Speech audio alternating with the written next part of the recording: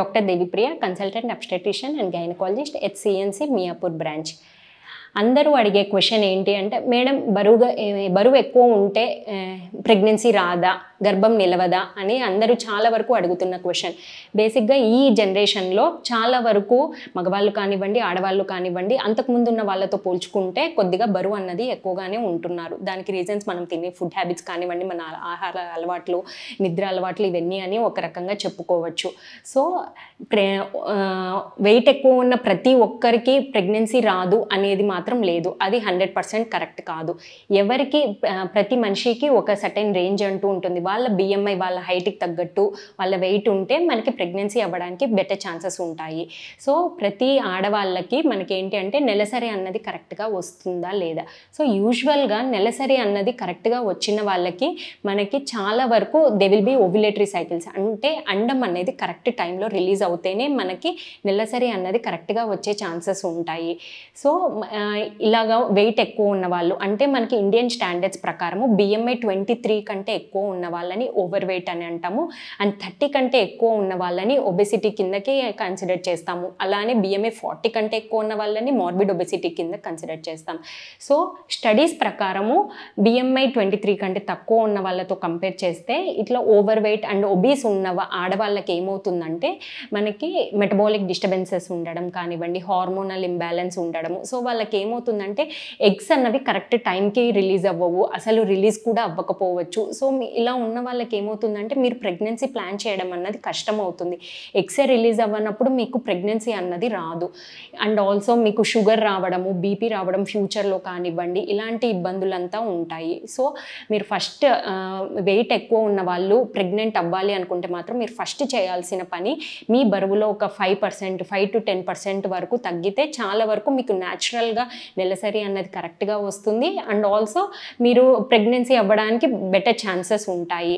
అలా తగ్గిన తర్వాత కూడా లేదు ఇంకేదైనా ప్రాబ్లం ఉంది అంటే మాత్రం మళ్ళీ మీరు కొద్దిగా హెల్ప్ తీసుకోవాల్సి ఉంటుంది. డాక్టర్స్ మీకు అవసరమైన మెడిసిన్స్ పెట్టడం కానివ్వండి, ఇంకా అదర్ స్కాన్స్ చేయడము, అవన్నీ డాక్టర్ డిసైడ్ అవుతారు.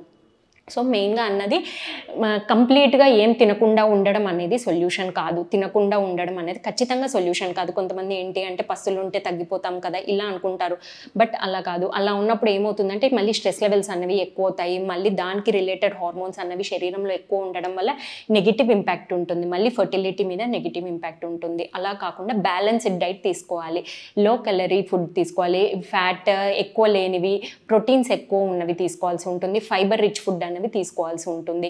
మనకి సింపుల్ షుగర్స్ అది నేను చెప్పిన విధంగా బేకరీ ఐటమ్స్ కానివ్వండి, సింపుల్ షుగర్స్ ఇలాంటివన్నీ ఖచ్చితంగా అవాయిడ్ చేయాల్సి ఉంటుంది ప్రెగ్నెన్సీ కావాలి అనుకున్న వాళ్ళకి.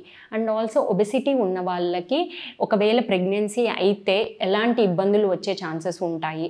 సో ఒబీస్గా ఉన్నవాళ్ళు అండ్ బరువు ఎక్కువగా ఉన్నవాళ్ళు ప్రెగ్నెన్సీ అయినప్పుడు మొదటి 3 నెలల్లో కానివ్వండి ఇట్లా మిస్క్యారేజెస్ అంటే అబార్షన్స్ అయ్యే ఛాన్సెస్ కొద్దిగా ఎక్కువ ఉంటాయి. షుగర్ లెవెల్స్ అనేవి ఫ్లక్చువేట్ అవ్వడం వల్ల, బేబీ ఫార్మేషన్లోనే కొద్దిగా ప్రాబ్లమ్స్ ఉండడం వల్ల కొద్దిగా ప్రాబ్లమ్ ఉన్న బేబీస్ పుట్టడం కానివ్వండి, అవయవ లోపాలు ఉన్న బేబీస్ పుట్టడం కానివ్వండి, గర్భవతికి ప్రెగ్నెన్సీ పీరియడ్లో బీపీ కానివ్వండి, షుగర్ వచ్చే ఛాన్సెస్ ఉంటాయి. నెలలు నిండక ముందరగానే మనకి డెలివరీ అయ్యే ఛాన్సెస్ ఉంటాయి, నొప్పులు వచ్చే ఛాన్సెస్ ఉంటాయి. అండ్ స్కానింగ్ చేసేటప్పుడు కూడా కొద్దిగా ఇబ్బంది ఉంటుంది మనకి బేబీ అంతా చూడటానికి, ఎందుకంటే వాళ్ళ యొక్క చర్మం కూడా బాగా థిక్గా ఉండడం వల్ల బేబీని కూడా మొత్తంగా చూడడానికి కొద్దిగా ఇబ్బంది అయ్యే ఛాన్స్ ఉంటుంది. And at the time of delivery మీకు నెలలు నిండినప్పుడు నొప్పులు వాటికంతా అవే రాకపోవచ్చు. సో మళ్ళీ ట్యాబ్లెట్స్ కానివ్వండి, ఇంజెక్షన్స్ కానీ పెట్టి మనము స్టార్ట్ చేయాల్సి ఉంటుంది. And more chances of cesarean సెక్షన్కి ఎక్కువగా ఉంటుంది వీళ్ళకి ఛాన్సెస్. సిజేరియన్ సెక్షన్ అయిన తర్వాత కూడా వూండ్ ఇన్ఫెక్షన్ కానివ్వండి, గర్భాశయం ముడుచుకోవడం ఇలాంటి వాటిల్లో కూడా కొద్దిగా ప్రాబ్లమ్స్ ఉండే ఛాన్స్ ఉంటుంది. అండ్ లాక్టేషన్ పాలు ఇవ్వడంలో కూడా కొద్దిగా ఇబ్బంది ఫేస్ చేస్తారు.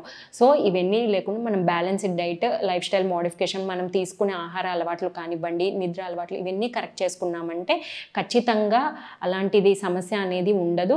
మనము జస్ట్ ట్యాబ్లెట్స్ తీసుకున్నాము ప్రెగ్నెన్సీ అవ్వాలి అనేది ఉండదు. సో ఇవన్నీ ఏంటంటే మీరు మొత్తం జీవితాంతం అనేది ఫాలో చేస్తేనే మీకు మొత్తము లైఫ్ అంతా ఇలాగ సైకిల్స్ అన్నవి నెలసరి అన్నది కరెక్ట్గా వస్తుంది.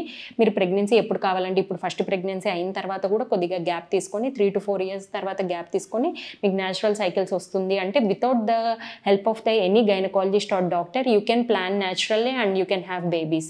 అందుకని బరువు ఎక్కువ ఉన్న వాళ్ళందరూ ప్రెగ్నెన్సీ అవ్వరు అలాంటి అపోహ అయితే ఏం పెట్టుకోకండి. మీరు మీ దానికి, మీ హైట్‌కి, మీ ఏజ్‌కి, మీ వెయిట్‌కి ఎంత ఉన్నారు, ఎంత వెయిట్ ఉన్నారు, సో సైకిల్స్ అన్నవి నెలసరి అన్నది కరెక్ట్‌గా వస్తుందా లేదా అన్న దాన్ని బట్టి ప్రెగ్నెన్సీ అన్నది ప్లాన్ చేసుకోవచ్చు.